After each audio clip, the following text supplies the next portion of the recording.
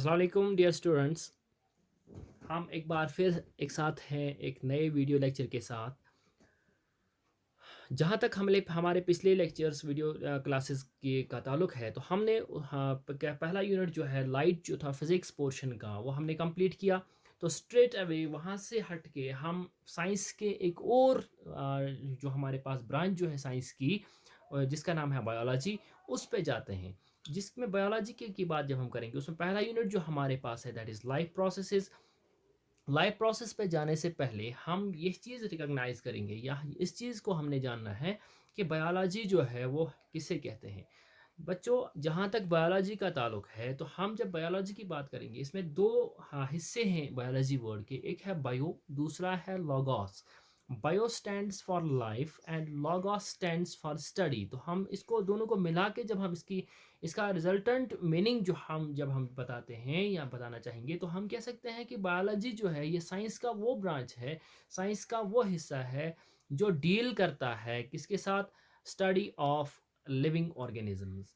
अब बेटा, जो हम सीधे से बात आ जाते हैं, हमारा पहला यूनिट जो है जिसका नाम है लाइफ प्रोसेस या लाइफ प्रोसेसेस।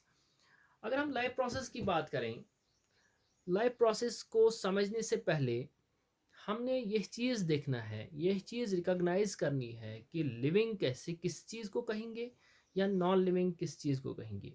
ये लिविंग और नॉन लिविंग जो ये ग्रुपिंग है, ये क्लासिफिकेशन है, ये कैटेगराइजेशन जो है, इसको हम डे टू डे लाइफ में यूटिलाइज या यूज़ करते हैं।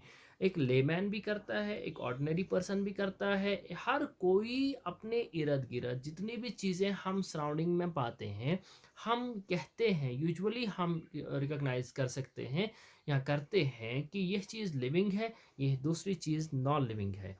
ये लिविंग और नॉन लिविंग कैटेगराइजेशन या क्लासिफिकेशन या ग्रुपिंग जिसको हमने कहा, इसके लिए किस बिना पर हम कह सकते हैं कि एक पर्टिकुलर थिंग को हम टैग देते हैं कि ये लिविंग थिंग है, दूसरा पर्टिकुलर चीज़ जो हमारे पास है इसको हम कहेंगे ये नॉन लिविंग है। बेटा, जो इससे पहले एक आम आदमी तो उससे किसी ऑर्डिनरी फीचर या कैरेक्टरिस्टिक के बेस पर कह सकता है कि यह लिविंग है और दूसरा नॉन लिविंग है।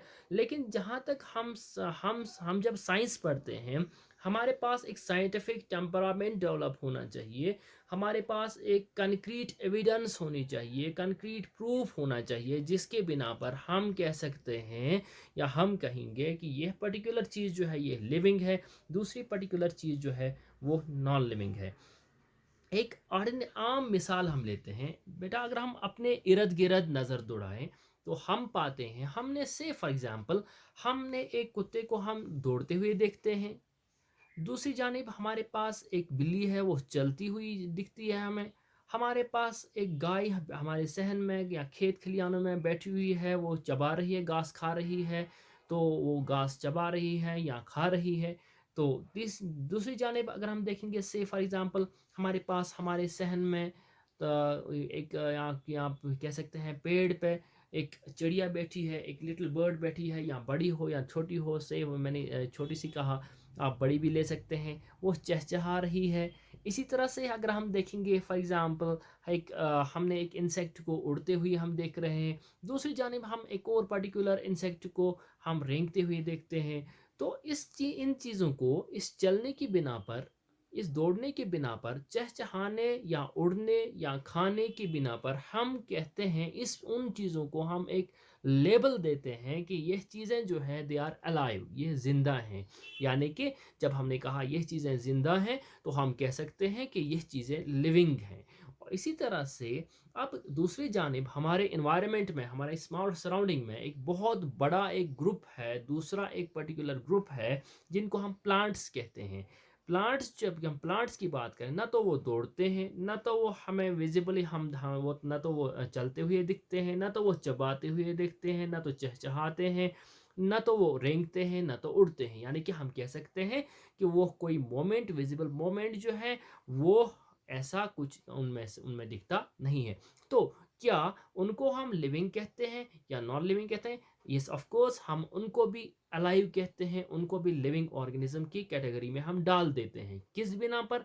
क्योंकि हम कहते हैं हम रियलाइज़ करते हैं कि एक प्लांट, उस प्लांट को हम लिविंग कहते हैं जो प्लांट ग्रो करता हो, जो पर्टिकुलर प्लांट जिसके पत्ते निकलते हों, जिसके फूल निकलते हों, जिसके फल निकलते हों, यानी कि जो ग्रोथ दिखाता हो, अगरचे वो मोमेंट विजिबल मोमेंट नहीं दिखाता है, लेकिन वो पर्टिकुलर प्लांट जो है वो ग्रोथ जो है वो शो करता है, ग्रो हो रहा है, तब जाके हम कहते हैं कि इस पर्टिकुलर प्लांट को हम एक नाम देते हैं कि ये लिविंग प्लांट है या लिविंग ऑर्गेनिज्म या लिविंग थिंग है। अब सवाल उठता है कि क्या, चाहे हमने बात की रनिंग की बात की, चाहे वॉकिंग की बात की, चाहे ग्रोथ की बात की, या शेपिंग की बात की, या से फॉर एग्जांपल हमने फ्लाइंग की बात की, या हमने क्रॉलिंग की बात की, ये सारे जो मोमेंट, जो हमारे फीचर्स जो हमने डिस्कस करे, ये सारे फीचर्स जो हैं ये ऐसे फीचर्स हैं जिनको हम रियलाइज कर सकते हैं, जिनको हम देख सकते हैं, जिनको हम विजिबल फीचर्स कहते हैं। अब सवाल यहाँ पे जो मैंने कहा था, सवाल क्या है, सवाल उठता है, जहन में आ जाता है कि क्या विजिबल फीचर्स ये जो हमने डिस्कस किए, या इसके अलावा भी जो फीचर्स जो हमें दिखते हैं लिविंग ऑर्गेनिज्म, क्या इन यही फीचर्स काफ़ी हैं एक पर्टिकुलर ऑर्गेनिज्म को टैग या लेबल देने के लिए कि ये प्लांट, या सॉरी ये प्लांट या एनिमल जो है ये लिविंग है, या इसके अलावा भी हमारे पास कुछ फीचर्स ऐसे होते हैं या होने चाहिए जिनकी बिना पर हम रिकॉग्नाइज करेंगे, हम क्लासिफाई या ग्रुप कर सकते हैं एक एंटिटी को कि यह लिविंग है। दूसरी एंटिटी जिसमें ये चीज़ें नहीं पाई जाती हैं उसको हम कहेंगे non living. Yes of course, याद रखना चाहिए बेटा कि विजिबल मोमेंट्स जो हैं या विजिबल फीचर्स जो हैं ये काफ़ी नहीं है, they are not enough to recognize or to label a particular organism or a thing as living.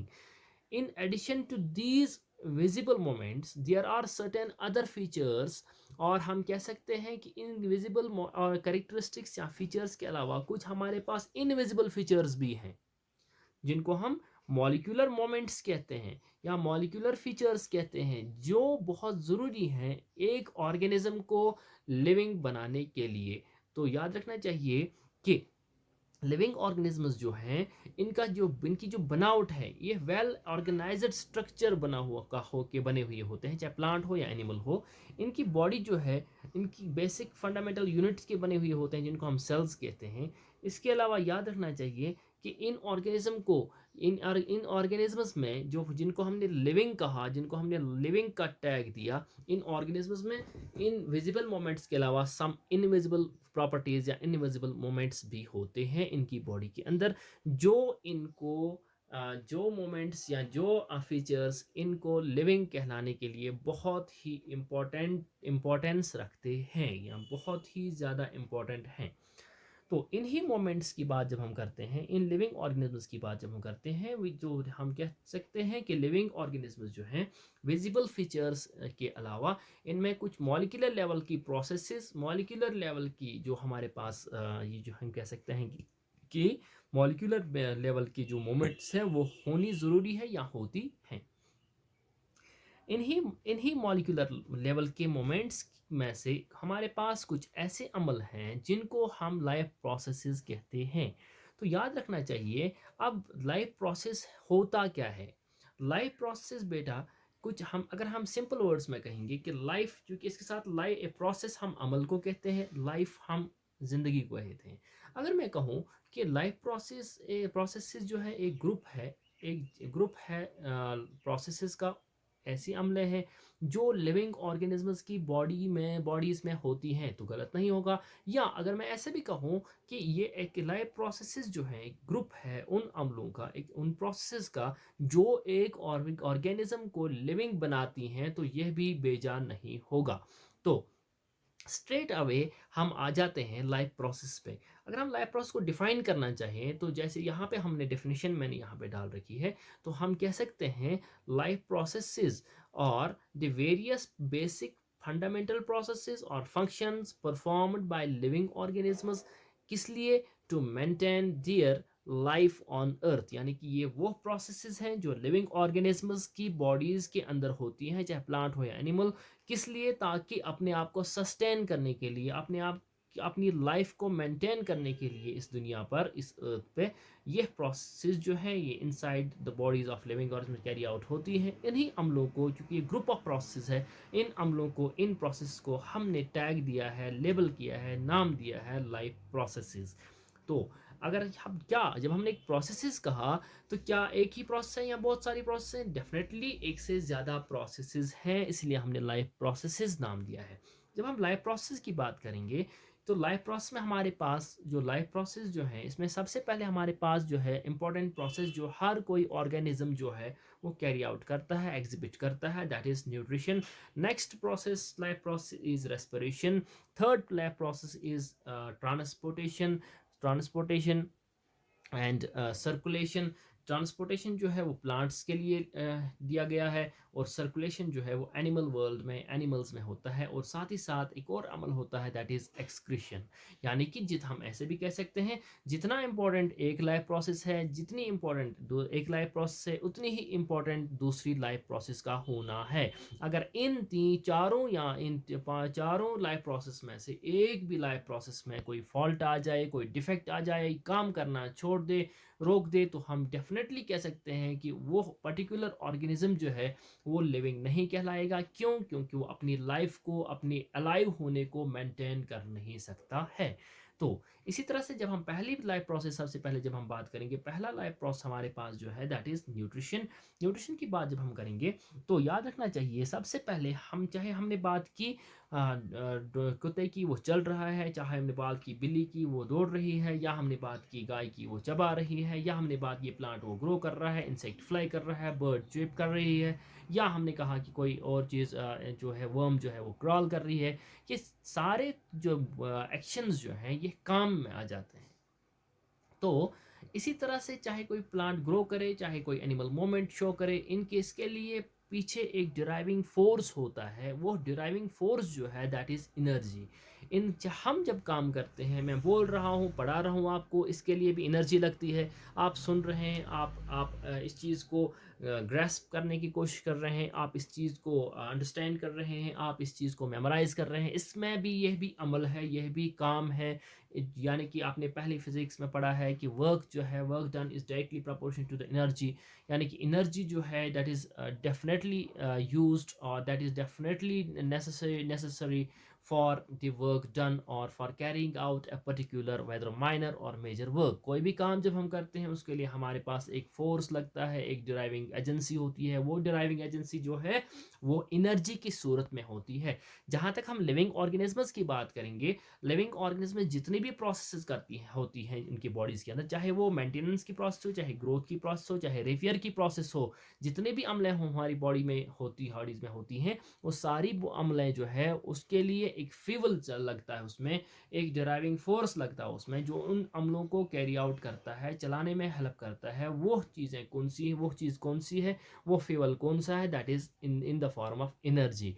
अब सवाल उठता है कि हमारी बॉडी या किसी भी लिविंग ऑर्गेनिज्म की बॉडी जो है वो उसके लिए जो है ये एनर्जी सोर्स जो है, यानी कि एनर्जी जो है, जो हमने कहा कि उसे चाहिए कोई भी बॉडीली फंक्शन कैरी आउट करने के लिए, चाहे वो अपने डिफेंस में हो या अपने डेवलपमेंट में हो, वो चीज़ करने के लिए उसे एनर्जी चाहिए। वो एनर्जी कहाँ से आती है, उसके लिए क्या, कौन सा अमल होता है, वही अमल जो है, उसी अमल के बारे में हम पढ़ रहे हैं।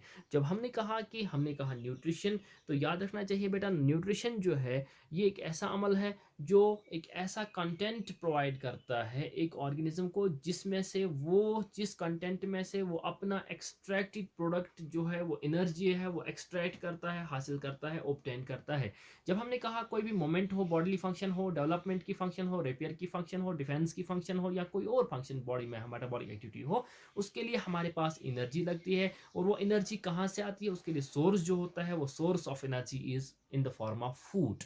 चाहे प्लांट हो, चाहे एनिमल हो। यानी कि इसका मतलब ये है कि प्लांट और एनिमल को जो है एनर्जी जो प्रोवाइड करता है, that is provided to that particular living organism और all the living organism in the by the food source, यानी कि वो फूड लेते हैं। अब इस वो अमल, वो बायोलॉजिकल प्रोसेस, वो प्रोसेस जो लिविंग ऑर्गेनिजम्स में होता है, जिसके ज़रिए एक पर्टिकुलर ऑर्गेनिज्म अपनी सराउंडिंग से हासिल करता है, क्या चीज़ हासिल करता है, फूड हासिल करता है या ऑर्गेनिक मटेरियल हासिल करता है जिसको हम फूड कहते हैं, तो उस अमल को हम कहते हैं एनर्जी। क्या कहते हैं? एनर्जी। वही चीज़ तो हम यहाँ पे डेफिनेशन भी हमने कहा, क्योंकि हमारे पास जो है न्यूट्रिशन, जो अगर हम इसमें थोड़ा डीप डेप्थ में जाएं, ये जो वर्ड न्यूट्रिशन जो है, ये एक वर्ड से डिराइव किया गया है इसमें, जिसका नाम है न्यूट्रिएंट। तो न्यूट्रिएंट जो है, न्यूट्रिएंट का मतलब क्या है? न्यूट्रिएंट हम कह सकते हैं किसी भी ऑर्गेनिक या इनऑर्गेनिक सब्सटेंस को, जैसे कि हमारे पास प्रोटीन है, जैसे कि हमारे पास कार्बोहाइड्रेट्स हैं, जैसे कि हमारे पास फैट्स हैं, जैसे कि हमारे पास विटामिन्स हैं, जैसे कि हमारे पास मिनरल्स हैं या मिनरल सॉल्ट्स जिसको हम कहते हैं। ये सारी चीज़ें जो है, ये एनर्जी प्रोवाइड करते हैं किसके लिए? एक ऑर्गेनिज्म को, चाहे इरेस्पेक्टिव ऑफ बीइंग प्लांट और एनिमल, किस लिए? ताकि वो अपनी मेटाबॉलिक एक्टिविटीज़ कैरी आउट करें, मेटाबॉलिक प्रोसेसेस वो कंप्लीट करें। तो इन्हीं प्रोसेस, यही जो चीज़ें हैं ऑर्गेनिक और इनऑर्गेनिक, तो हम इसी उस अमल को, the process, that particular process, जिसके ज़रिए एक ऑर्गेनिज्म ऑब्टेन करता है फूड, गुज़ा हासिल करता है, किस कहाँ से हासिल करता है? अपने इर्द गिर्द से, अपने आसपास से, अपने सराउंडिंग से हासिल करता है। और इसी फूड को यूटिलाइज करता है एक पर्टिकुलर ऑर्गेनिज्म, किस में?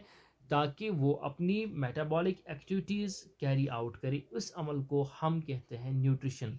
तो हम कह सकते हैं, अगर हम इसको डिफाइन करना चाहें, तो हम कह सकते हैं the process of obtaining food from surroundings and using it for various metabolic activities by an organism, we call that particular process as nutrition।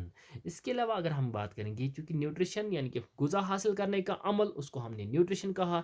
अब यही न्यूट्रिशन जो है किस लिए होता है? क्योंकि हमने पहले भी कहा, फिर से हम रिपीट कर रहे हैं कि एनर्जी जो होती है, ये एक हर किसी ऑर्गेनिज्म को चाहिए, ज़रूरत होती है। किस लिए? अपने एक स्टेट ऑफ ऑर्डर, अपने आप को ऑर्डर में रखने के लिए, या हम कह सकते हैं अपनी बॉडी को एक बैलेंस में रखने के लिए, जिस बैलेंस को जो है, साइंटिफिक हमारे पास टर्म है जिसको हम होमोस्टैसिस कहते हैं। होम्योस्टैसिस जो है, एक बैलेंसिंग अमल जो है, एक अपने आप को इक्विलिब्रियम रखने के लिए, बैलेंस रखने के लिए, ताकि ताकि ना वो ज़्यादा डिटोरिएट हो जाए, या ना तो वो बियॉन्ड जो है नॉर्मल लेवल, वो उसकी ग्रोथ हो जाए। उस एक दरमियानी जो है लेवल में रखने के लिए हमारे पास हर किसी ऑर्गेनिज्म को एनर्जी चाहिए, और वो एनर्जी जो है वो फूड से हासिल होती है। वही फूड हासिल करने के अमल को हम कहते हैं न्यूट्रिशन। इसके अलावा जब हम बात करते हैं कि हमने, फॉर एग्जांपल, हम जब ये न्यूट्रिशन की बात करेंगे, हाँ, चाहे किसी भी ऑर्गेनिज्म की बात करेंगे, हर कोई ऑर्गेनिज्म जो है वो अपने मटेरियल्स जो हैं, फूड मटेरियल्स बाहर से हासिल करता है। किस लिए? ग्रोथ करने के लिए, अपने आप को डेवलप करने के लिए, अपने आप को बॉडी में प्रोटीन्स बनाने के लिए, या हम कह सकते हैं कि वो चीज़ें बनाने के लिए, सिंथेसाइज करने के लिए, जो उसकी बॉडी को नेसेसरी है, जो उसकी बॉडी को चाहिए। तो क्योंकि यही सोर्स ऑफ एनर्जी जो है, ये जहाँ से ये चीज़ें हासिल करता है एक ऑर्गेनिज्म, उस सोर्स को हम कहते हैं फूड।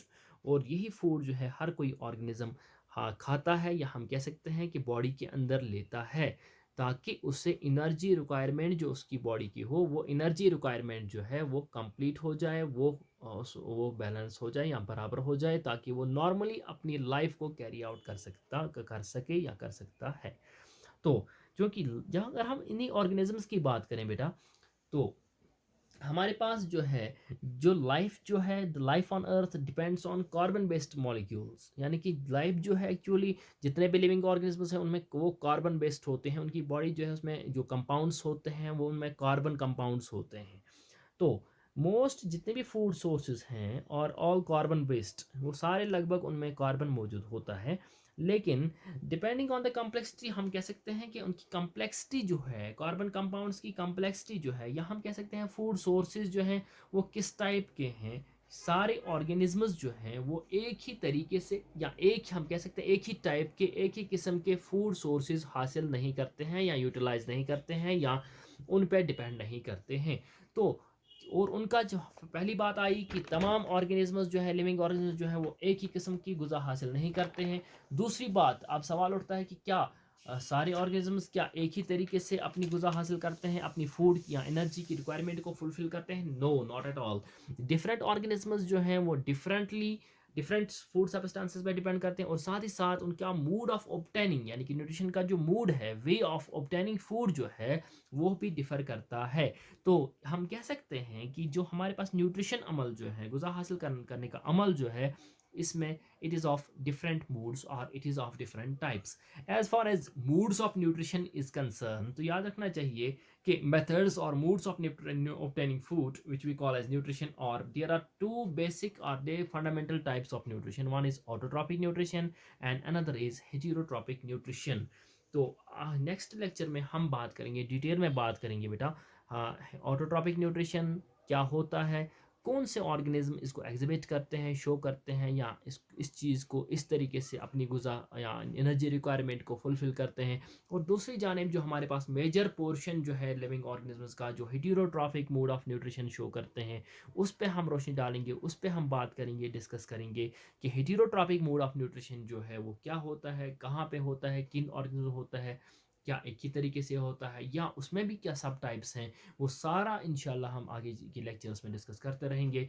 आज के लिए काफ़ी है। उम्मीद है कि आप इस चीज़ को ध्यान से दें और साथ ही साथ जो आपके पास स्टडी मटेरियल जो मौजूद है, चाहे टेक्स्ट बुक की सूरत में या रेफरेंस बुक की सूरत में या नोट्स की सूरत में है, जो आपको मिल चुके हैं, उस स्टडी मटेरियल को आप कंसल्ट करते रहेंगे, ताकि आपके लिए जो ये स्टडी प्रोसेस जो है ये आसान हो जाए, ये कॉम्प्लेक्स ना बने, ताकि हम टू सर्टेन एक्सटेंट जो बहुत बड़ा एक नुकसान है, बहुत बड़ा एक लॉस है, जो हम फेस कर रहे हैं, किया भी है, कर भी रहे हैं due to this pandemic situation, क्योंकि जो हमारे पास normal routine classroom teaching learning process जो है which is suspended nowadays, but we are trying, our department or higher ups are trying a lot or trying their best in order to fulfill, or we can say to compensate to certain extent the loss faced by we people, that is teachers and you, most important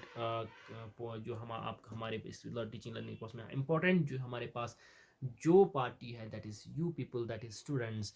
तो हम कोशिश करेंगे कि कुछ जितना हम हमसे हो सके हम इस लॉस को कंपेंसेट करें और इस गैप को फुलफ़िल करने की कोशिश करें। और लेकिन इसमें आपकी पार्टिसिपेशन जो है that is very much necessary. आप जब तक ना पार्टिसिपेट करेंगे, जब तक ना हम कोऑपरेट करेंगे, तब तक ये प्रोसेस जो है, ये अमल जो है, चाहे डिपार्टमेंट की लेवल पे हो या हम टीचर्स की लेवल पे हो, वो हम कह सकते हैं कि वो फ्रूटफुल नहीं हो सकता है।